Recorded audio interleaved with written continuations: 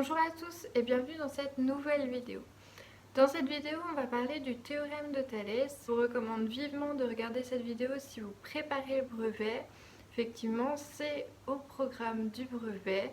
Je pense que même certains l'ont déjà vu à l'heure actuelle cette année. Donc on va parler du théorème de Thalès, mais aussi de sa réciproque, comment l'utiliser, comment le reconnaître, et on va faire la fameuse carte mentale en même temps que la vidéo. Le premier point qu'on va voir, c'est quand est-ce qu'on va reconnaître le théorème de Thalès. Le théorème de Thalès, je l'applique quand j'ai deux droites parallèles coupées par deux droites sécantes. Et ça, c'est la base. Ça veut dire que si vous n'avez pas ce type de schéma, vous ne pourrez pas appliquer le théorème de Thalès. Ce n'est pas la peine de l'appliquer. Vous allez avoir deux schémas. Donc le schéma où j'ai mes deux droites parallèles et l'intersection de mes deux droites sécantes se trouve à l'extérieur de mes droites parallèles. Et je vais avoir le schéma où j'ai mes deux droites parallèles et en fait l'intersection avec les deux droites sécantes se trouve à l'intérieur des droites parallèles, et là on dit que c'est un format un petit peu papillon. Alors, pour utiliser le théorème de Thalès, j'ai besoin d'au moins trois longueurs dans ces figures, les deux figures que je viens de vous montrer. Au moins 3, et ça c'est à retenir. Si je n'ai pas les 3 longueurs, je ne pourrai pas appliquer le théorème de Thalès. Alors, on va voir maintenant la formule, le théorème de Thalès, pour ensuite pouvoir calculer ces fameuses longueurs. Je vais prendre la figure forme papillon pour mon exemple et pour vous montrer la formule de Thalès. Donc ma forme papillon, je vais donner les points à chaque intersection. Du coup on va mettre A, O, B, C, D, donc 5 points. On part du principe que AD et BC sont parallèles, ça on le sait. Et on sait que AC et BD se coupent au point O. On ne sait rien sur leurs valeurs, etc. On sait ADBC parallèle et deux droites séquentes. Donc, qu'est-ce que nous dit Thalès? Thalès nous dit que OB sur OD égale OC sur OA égale BC sur AD. Et ça, c'est la formule de Thalès. Ce qu'on peut remarquer, c'est la proportionnalité entre les segments.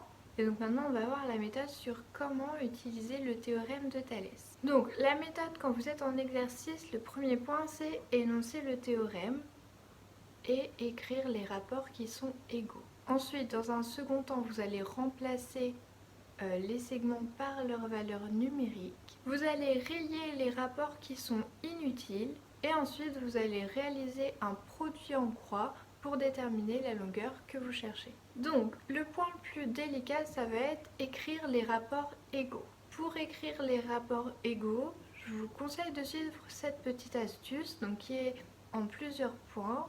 Suivez avec moi par rapport au schéma. Premier point, on va repérer le point d'intersection des deux droites non parallèles. Ensuite, on va choisir l'une des droites qui passe par ce point, en restant bien sûr sur cette droite et en partant toujours de ce point. Donc, ne vous éparpillez pas, on a choisi un point, on a choisi une des deux droites, n'importe laquelle, mais on reste sur ce point, sur cette droite. On écrit le rapport du plus petit sur le plus grand, donc la plus petite longueur sur la plus grande longueur. On fait la même chose pour l'autre droite. Et ensuite, vous avez bien sûr identifié les droites qui sont parallèles. On fait pareil, la plus petite sur la plus grande. Je vais faire une petite remarque. Vous pouvez aussi voir écrit les plus grandes longueurs sur les plus petites. Dans ce cas, il faut bien le faire pour les trois. Vous ne pouvez pas faire une fois petite sur grande et une fois grande sur petite. Ce que je vous conseille, c'est toujours de faire la même chose. Faites toujours petit sur grand, comme ça vous êtes sûr de ne pas vous paumer. Donc, on va faire un exemple pour écrire les rapports. On va prendre une figure standard en papillon. Donc, je prends une figure ABCDE. On va partir de B, qui est le point central. Je vais choisir la droite AE.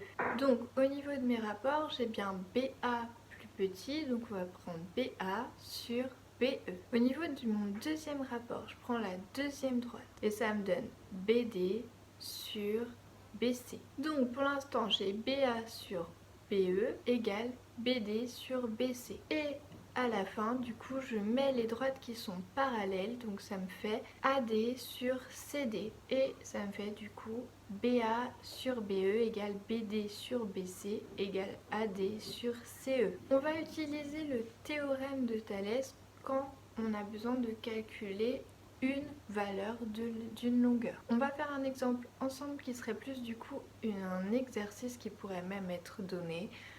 Dans cet exercice, on va avoir besoin de calculer une longueur. Donc je ne fais pas cet exercice à taille réelle, je vais donner des valeurs au segment. Mais bien sûr, si c'est en taille réelle, vous pouvez calculer les valeurs des droites. Du coup, j'ai la figure FONAC. Donc bien sûr, on ne peut pas appliquer le théorème de Thalès comme je vous l'avais dit si on ne sait pas que les droites sont parallèles. Donc là, je sais que les droites sont parallèles. On parle bien sûr des droites FA et de la droite CN. Et l'énoncé me dit calculer la longueur CN. Donc je sais que FO égale 6 et que ON égale 4. Je sais aussi que FA égale 7. Donc je vais d'abord commencer par écrire tous les rapports qui sont dans cette figure. Donc j'ai le rapport OC sur OA, le rapport ON sur OF et le rapport CN sur FA. J'écris ces trois rapports. Ensuite, comme on l'a vu dans la méthode, on remplace ce que l'on sait par les valeurs numériques. Donc OC, je ne l'ai pas, OA, je ne l'ai pas. J'ai par contre 4 qui est ON et 6 qui est OF.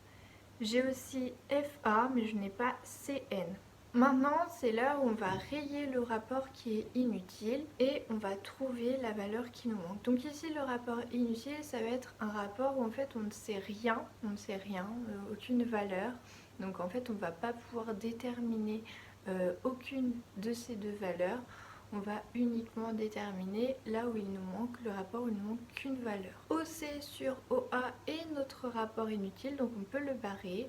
Et on va trouver CN en faisant un produit en croix. Donc j'ai 4 sur 6 égale CN sur 7. Donc au niveau du produit en croix, ça nous fait CN égale 7 fois 4 divisé par 6. Et donc on obtient CN égale 4,7.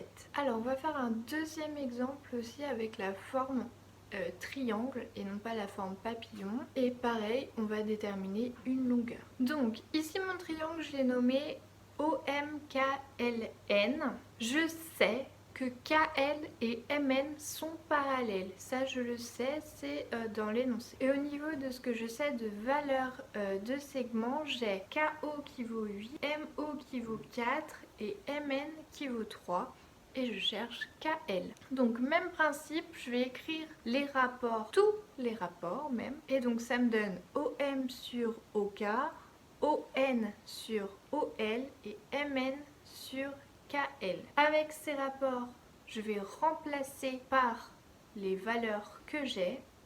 Donc je remplace par les valeurs. Je vais supprimer le rapport inutile. Je fais le produit en croix et je trouve KL. Donc maintenant qu'on a vu le théorème de Thalès, on va passer à la réciproque du théorème de Thalès. Donc on a vu ensemble que pour appliquer le théorème de Thalès, il fallait savoir qu'on avait des droites parallèles. Pour la réciproque en fait du théorème de Thalès, là c'est l'inverse. On ne sait pas que les droites sont parallèles et on va devoir prouver qu'elles le sont ou qu'elles ne le sont pas.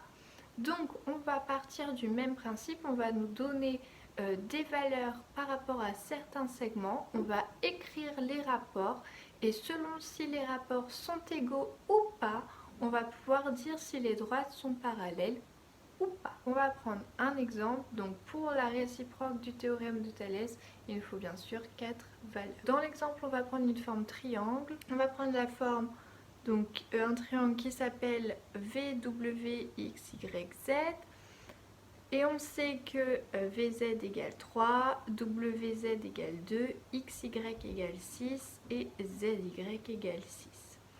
Donc pour montrer que les droites X, Y et WZ sont parallèles, on va calculer séparément, et je tiens à insister sur ce mot, séparément les rapports VZ, VY et le rapport WZ, XY. Et le but, ça va être de montrer que ces rapports sont égaux. Donc, VZ, il est égal à 3 et VY, il est égal à 3 plus 6. Faites attention, ça nous fait un tiers. Le rapport VZ sur XY qui vaut 2 sur 6 et donc un tiers. Donc, d'après la réciproque du théorème de Thalès, les droites X et Y et VZ sont parallèles. Au niveau de la rédaction, il faut bien noter les deux rapports égaux et ensuite dans la conclusion que d'après la réciproque du théorème de Thalès, on a bien les droites qui sont parallèles. Donc c'est tout par rapport au cours sur le théorème de Thalès pour préparer votre brevet.